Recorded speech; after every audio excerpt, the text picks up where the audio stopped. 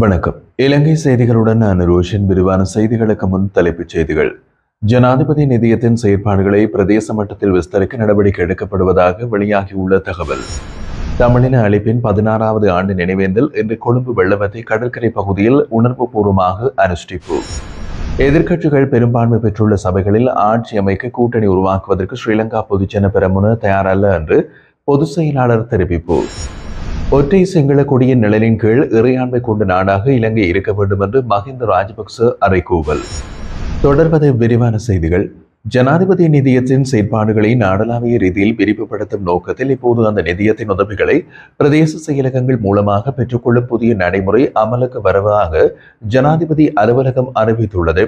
எனவே மருத்துவ உதவி உள்ளிட்ட நிதிய செயல்பாடுகளுக்கு பயனாளிகள் தங்களுடைய விண்ணப்பங்களை நேரடியாக தங்கள் பிரதேச செயலகங்களில் பணியாற்றும் அதற்கென நியமிக்கப்பட்ட அதிகாரிகளிடம் சமர்ப்பிக்க முடியும். இந்த புதிய முறைமையின் கீழ் இணையதளத்திலேயே விண்ணப்பங்கள் பதிவு செய்யப்படும். நிலை பரிசீலனை அனுமதி அல்லது நிராகரிப்பு நிலைமை பற்றிய தகவல்களும் இணையதளம் வழியாகவே கண்காணிக்க முடியும். அத்துடன் அனுமதிக்கப்பட்ட விண்ணப்பங்களுக்கு மருத்துவ உதவித்தொகை நேரடியாக வழங்கப்படும். இதற்காக பிரதேச செயல அதிகாரிகளுக்கு ஜனாதிபதி அலுவலகத்தின் வழிகாட்டுதலுடன் சிறப்பு பயிற்சிகள் வழங்கப்படும் என்றும் தெரிவிக்கப்பட்டுள்ளது. இந்த புதிய நடைமுறையால் பொதுமக்கள் நேரத்தில் உதவியை பெறுவதோடு செயல்பாட்டு திறனும் மேம்படுவதாகவும் எதிர்பார்க்கப்படுகிறது. சுகாதார மற்றும் வெகுசன ஊடக அமைச்சர் நலிந்த ஜெயதிச உலக சுகாதார அமைப்பின் 78வது ஆண்டு பொதுக்கூட்டத்தில் பங்கேற்க இன்றைய தினம் காலை சுவிட்சர்லாந்து சென்றுள்ளார். ஒரு ஆரோக்கியமான உலகம் என்ற கருப்பொருளின் கீழ் நடைபெறும் இந்த கூட்டம் ஜெனீவாவில் நாளை தொடங்கி மே 27ஆம் தேதி வரை நடைபெற உள்ளது. உலக சுகாதார அமைப்பின் உறுப்பினர்களான அனைத்து நாடுகளின் சுகாதார அமைச்சர்களும் 5000க்கும் மேற்பட்ட சுகாதார துறையினர் மற்றும் அரசு அதிகாரிகளும் இதில் கலந்து கொள்கின்றனர்.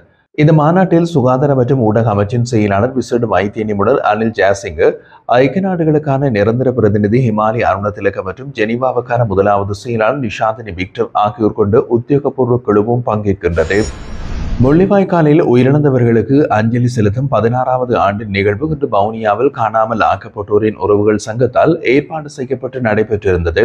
இந்த நிகழ்வு வவுனியாவில் உள்ள வீதி அபிவிருத்தி திணைக்களம் முன்பாக தொடரும் அவர்களது எதிர்ப்பு போராட்ட பகுதிக்குள் அமைக்கப்பட்ட கொட்டகையில் நடைபெற்றுள்ளது. நிகழ்வின் போது உயிரிழந்தவர்களுக்கு அகவணக்கம் செலுத்தப்பட்டதுடன் ஒளி தீபம் ஏற்றப்பட்டு மலரஞ்சலியும் செலுத்தப்பட்டுள்ளது. இதன் போது கருத்து தெரிவித்த சங்க உறுப்பினர்கள், இந்த நாள் எங்களுக்கு பெரும் வேதனையை தருகின்றது. இது இறுதி அமைதியின்மையின் கொடூரத்தையும் அப்பாவி தமிழ் மக்களின் உயிரிழப்பையும் நினைவூட்டுகிறது. அந்த பூர்வரும் சிங்கள இராணுவத்தின் ஆக்கிரமிப்பால் மட்டுமல்ல, தமிழர்களின் துயரங்களை உலகமே புறக்கணித்ததன் விளைவாகவும் உருவானது என்று தெரிவித்தனர்.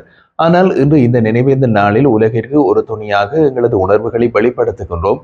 எங்கள் வலி இன்னமும் தீரவில்லை. எங்கள் நீதி மற்றும் சுதந்திரம் தொடர்பான கோரிக்கைகள் ஒருபோதும் நிலைநிறுத்தப்பட்டு அமைதியில் மறைந்து விடாது என்பதுடன் எங்களது போராட்டம் தொடரும் என்றும் குறிப்பிட்டுள்ளனர். தமிழின அழிப்பின் 16வது ஆண்டு நினைவேந்தல் இன்று கொழும்பு வெள்ளவத்தை கடற்கரை பகுதியில் தீபச்சுடர் ஏற்றல் மற்றும் உணர்வுபூர்வமான நிகழ்வுகளுடன் நடைபெற்றிருந்தது. இந்த நிகழ்வில் பொதுமக்கள், ஏற்பாட்டாளர்கள் மற்றும் முன்னாள் நாடாளுமன்ற உறுப்பினர் M.A. சுமந்திரன் உள்ளிட்டோர் கலந்து கொண்டனர். உயிரிழந்தவர்களின் நினைவாக ஒளி தீபம் ஏற்றி நினைவஞ்சலி செலுத்தப்பட்டதோடு பின்னர் முள்ளிவாய்க்கால் கஞ்சி வழங்கப்பட்டது.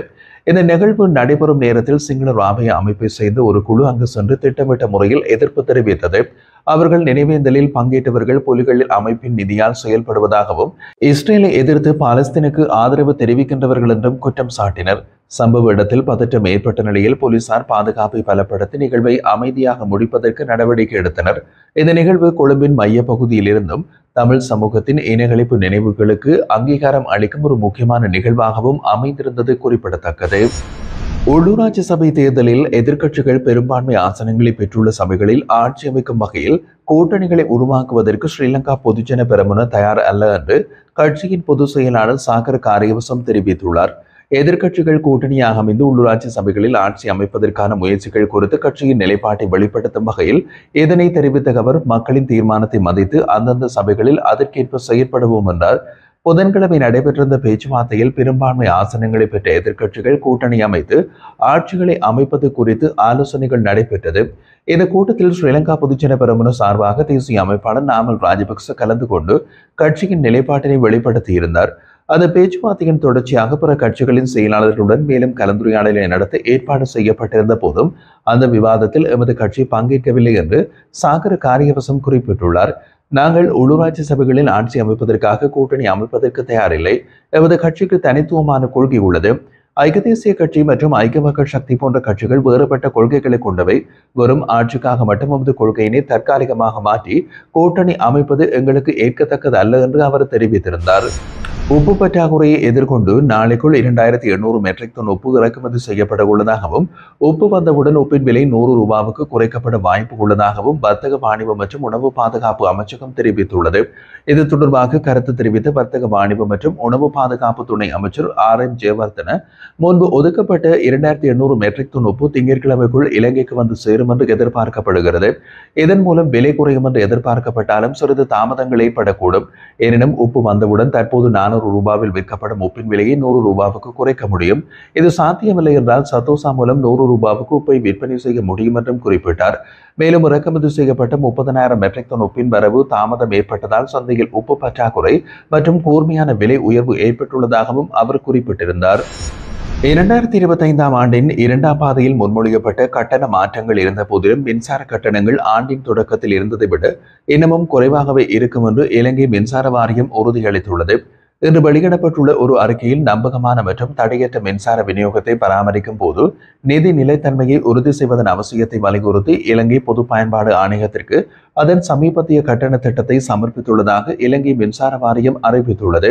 மின் உற்பத்தி, பரிமாற்றம் மற்றும் விநியோகம் தொடர்பான செலவுகள் கணிசமாக உயர்ந்த போதிலும் 2014 முதல் 2022 வரை மின்சார கட்டணங்கள் மாறாமல் இருந்தன என்பதை வாரியம் எடுத்துரைத்துள்ளது. அந்த காலகட்டத்தில் எரிபொருள் விலைகள், நிலக்கரி, உதிரி பாகங்கள் மற்றும் பராமரிப்பு செலவுகள் சீராக உயர்ந்தன. ஆனால் நிதி தாக்கத்தை உள்வாங்கிக் கொண்டு விலைகளை உயர்த்தாமல் இலங்கை மின்சார வாரியம் தொடர்ந்து மின்சாரம் வழங்கியது என்றும் அந்த அறிக்கையில் குறிப்பிடப்பட்டுள்ளது. இந்த அணுகுமுறை இலங்கை மின்சார வாரியத்தின் கூற்றுப்படி விரிவான கடன் வாங்குதலுக்கும் சப்ளையர்களுக்கு பணம் செலுத்துவதில் தாமதத்திற்கும் வழிவகுத்தது. இதன் விளைவாக வாரியம் இப்போது அதன் மரபு கடன் என்று குறிப்பிடுகின்றது.